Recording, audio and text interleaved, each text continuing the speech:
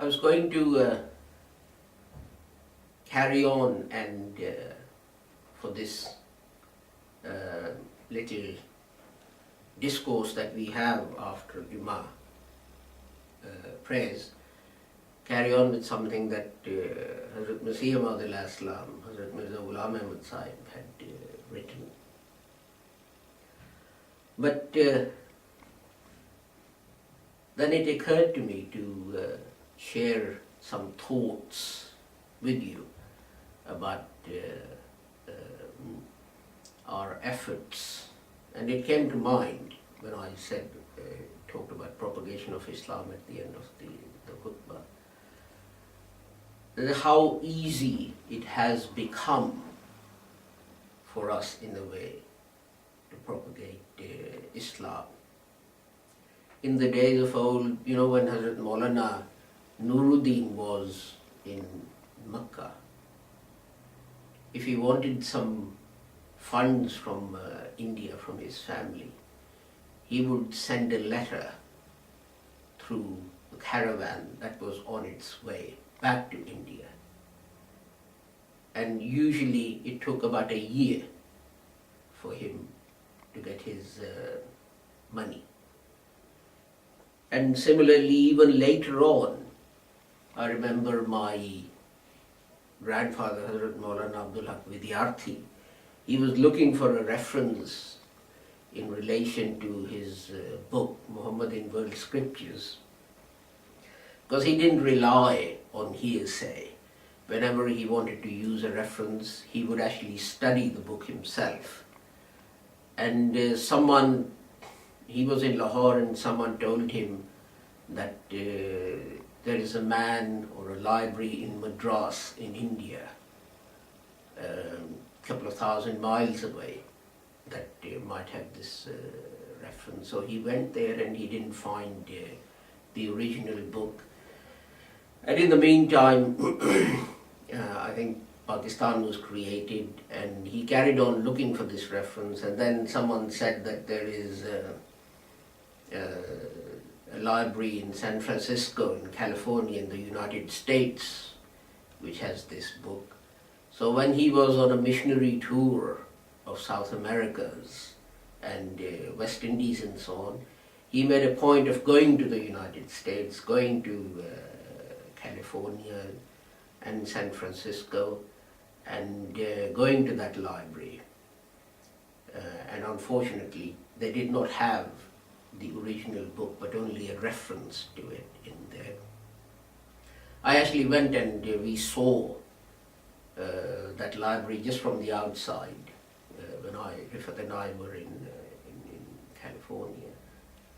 And they told him that there was a man in Ceylon, what is now Sri Lanka, who it is said that has that original book. So he travelled from there and he went to Sri Lanka and he traced that man.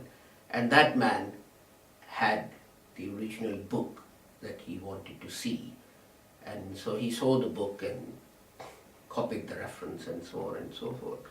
So you can see the trouble that these people used to take for propagation of Islam.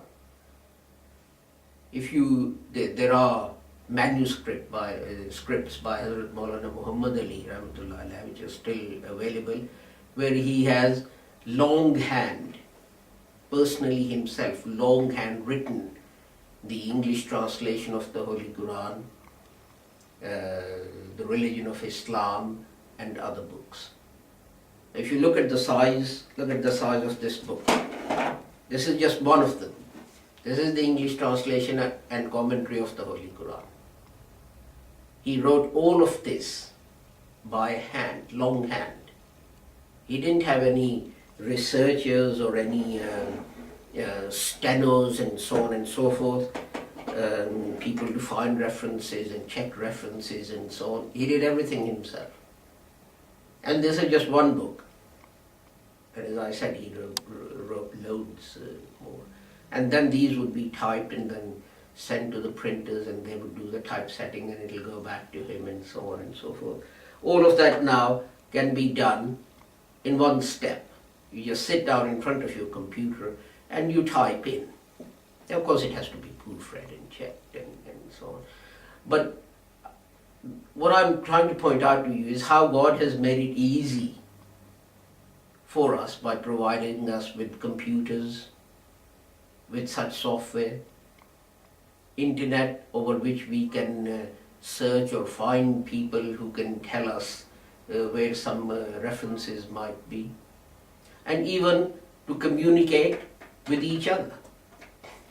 The Jamaat has an account on Facebook, and it will interest you to know that our Jummah khutbah is looked at around 1900 people, which is an amazing number. In fact, around 70 people or so actually join us for Friday prayers, but that's the number of people who look at our Friday khutbah, which is an amazing number. And the interesting thing is that our webmaster for Virtual Mosque was telling me that last year up to 300 people used to join us for our Friday prayers. And those who looked at the Jummah khutbahs and so on were in tens of thousands. And the reason was that we had just had that convention and so on. And it was on Facebook that Brother Zuhur Rahman contacted me and said, please ask everyone to pray for my mother. She's very ill. She's in intensive care. And then today I got a telephone call as I was leaving from Azhar, who's a member of our Jamaat in the UK, to remind me that we should say this prayer. But you can see how easy it is. Yesterday, around 5 o'clock, I had a chat with Akila. Where is she? She's not in Slough, she's not in London, she's not in Milton Keynes, she's not in Oxford, she's not even in England or United Kingdom or Great Britain. She's in Tampa in Florida. And she was asking, how's the Jamaat going and so on and so forth, and the weather is wonderful here, etc. By here I mean Tampa, which of course made me jealous because I just got into this place and it had been raining and I was soaked to the skin, etc. But you see, the thing is, and there I had to wait for a few minutes. I think it was 15 minutes or something. And I said to them, have you got use of a computer? And they said yes. And I got onto our Facebook and Akila saw me and she came on and we had a little chat about how she is and other things and how mum is, etc., etc. So people say, where do I find the time? I don't have the time. Now, there, I could have sat there and I could have read a magazine, in the waiting room and so on.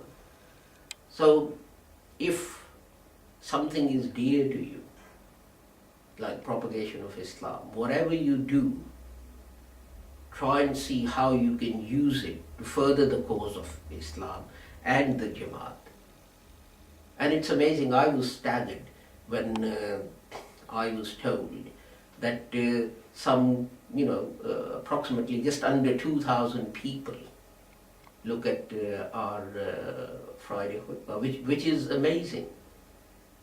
So our message is going out to this number of people every Friday. And if all of us joined in to push this activity, then I'm sure, just like the previous year, there'll be tens of thousands who will be looking at this message.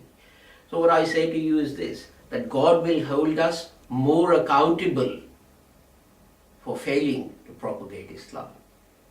Because we have all these facilities. Sitting in London, you can contact anyone in any part of the world, whether it's over Skype, where telephone calls are free, whether it's through a blog, like the one Zahid has set up on the Jamaat's website, whether it's through virtual mosque, whether it's through this Facebook account that we have. An individual can do a little. But as you know, when many drops join together, it becomes a river. And then it becomes the sea. Individually, those drops remain drops. And when the sun comes out, they evaporate.